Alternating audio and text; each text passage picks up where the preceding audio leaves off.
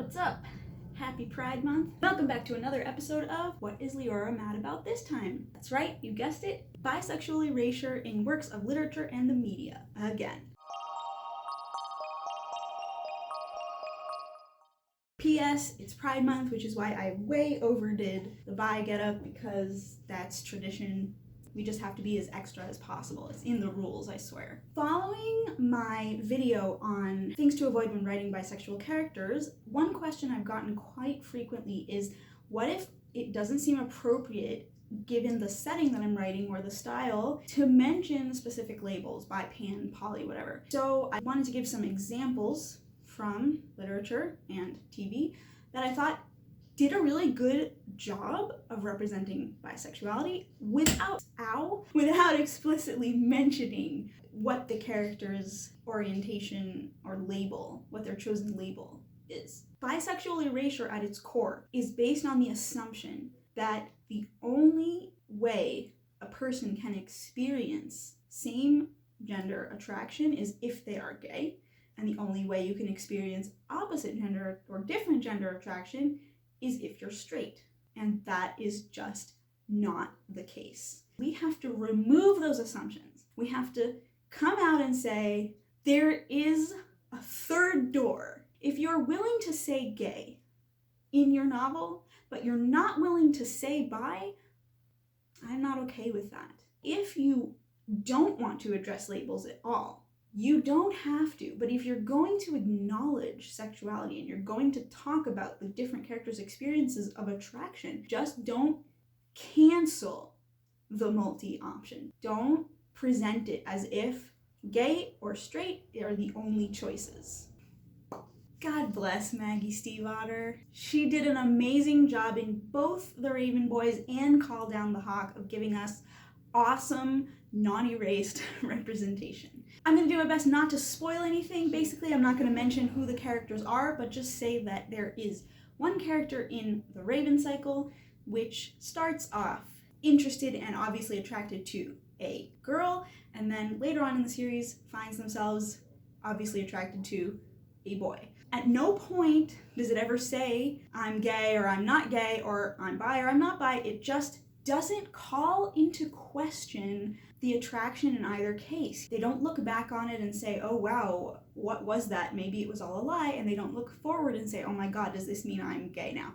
Just doesn't happen. And we'll talk about the process once I get to one of the other examples later. Call Down the Hawk, another character who isn't necessarily seen in the context of a romantic relationship, but they have this conversation about it with a different character, where character A asks character B for bi, have you ever had a boyfriend or a girlfriend? And they mention the gender and they talk about it, and he says, well, doesn't that mean you're gay? And the other character's like, does the gender of my partner really matter? I guess it doesn't really matter to me. It's something along the lines of that. For the life of me, I searched for this quote and I could not find it. So if you know where it is, please do let me know. Without explicitly mentioning the label pansexual, which is what I believe this character to be, the concept of pansexuality being a valid possibility for this character was laid out in a very obvious way, and that was really nice to see. My second kudos example comes from the world of Harry Potter fan fiction. I am not ashamed to admit that I'm a big shipper of the Diaries. One of the most epic Diaries fanfics ever written is Bond, a really beautiful, well-written piece. I just have to say, also deals with the multi-possibility and the discussion of the sexualities of the characters very nicely. So what happens is, obviously we have Harry, who is in the canon has on multiple occasions expressed interest and attraction to girls, but then he finds himself in this fanfic world attracted to a boy, and he calls it into question, and he's going, I don't understand, I'm not even gay. Malfoy responds in this way that's like, please, homophobia is for muggles. It is brought up multiple times in conversations with different characters. He talks to Ron about it, he talks to Malfoy about it. They just keep saying the idea that you need to be a certain way in order to be okay in a certain kind of relationship is just a muggle concept. We don't have those hang-ups in the wizarding world. And that was enough. That's enough for me to see the door left open for the possibility that Harry is bi. And that is all I need. I also want to, let's say, how do you say that in English? Bring a positive example from TV. And as we all know, I'm also not ashamed to admit that I am a Vampire Diaries fanatic.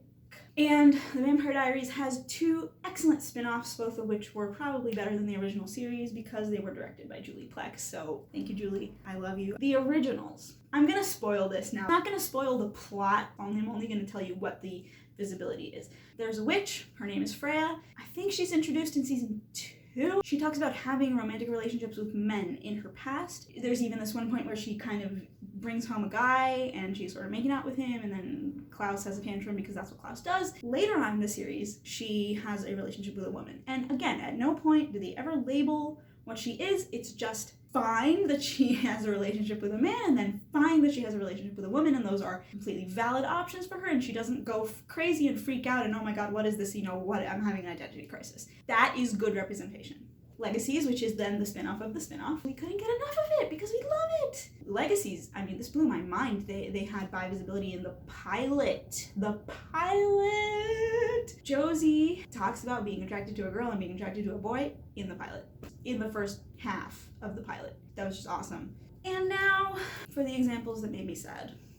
I just finished reading Carry On by Rainbow Rowell, and I loved it. It was amazing. I enjoyed it so much, especially after reading Bond, the Jerry fic. I just really liked it, okay? Whatever, I liked it. There's one thing I didn't like. If you are a reader who knows what bisexuality is, it is obvious that that is what Simon is. But anytime the question comes up, it's clear that he's going through a process. He's struggling, he's confused, and that is legitimate. I was confused. We all start out confused. Yes, we all ask ourselves, am I gay? And then we go, no, that doesn't make sense because this is an example, and then, but obviously I'm a little gay because here's this other example from my real life. We all go through that. But the dialogue, not only Simon's internal dialogue, but the dialogue with Baz and with the other characters that he encounters repeatedly kills the possibility of bisexuality, and that is the problem. The problem isn't him asking, am I gay? The problem is the complete lack of someone else coming in and saying, that's not the only option. He goes, I'm not even gay, and Baz just dismisses it like, how can you not know if you're gay? Look, the interaction is real, the interaction is authentic. That, yes, idiots at that age absolutely have conversations like that. But then he's in the car later going through this conversation in his head with Agatha where he's like, what if I told her about it? She would be like, you're not even gay, Simon, and he's not even alive. And okay, he's not even alive part, that's valid, but you're not even gay is not a reason. It's not a good enough reason for him not to want to kiss a boy. This comes up so many times where he goes, I don't know if I'm gay, maybe I'm gay, maybe I'm not gay. And then finally at the end, he goes, I guess I am gay, at least a little bit. And I was like, no, you're not. And all I needed to see was for him to go, I don't even know if I'm gay. And then for one of the characters could have said, you don't have to be gay to want to kiss a bloke, Simon. That would have been enough. Just leave the door open. Okay, for further discussion of bisexual erasure in literature, check out my video, Things to Avoid When Writing Bisexual Characters. Also, if you enjoy the content I make, please drop a like, hit that subscribe, maybe buy me a coffee so I can make more content and write more books with well-represented bisexual characters. I'm sure you'll hear a lot more from me on this topic around Pride Month. There might be a live stream or two during which I discuss this further depth. So if you're interested, shoot me a message, leave a comment. If anybody has questions about this, please feel free to comment on the video or message me on social media, and I'm happy to make more videos on this topic and answer questions. Happy Pride Month. See you around the tube. Bye!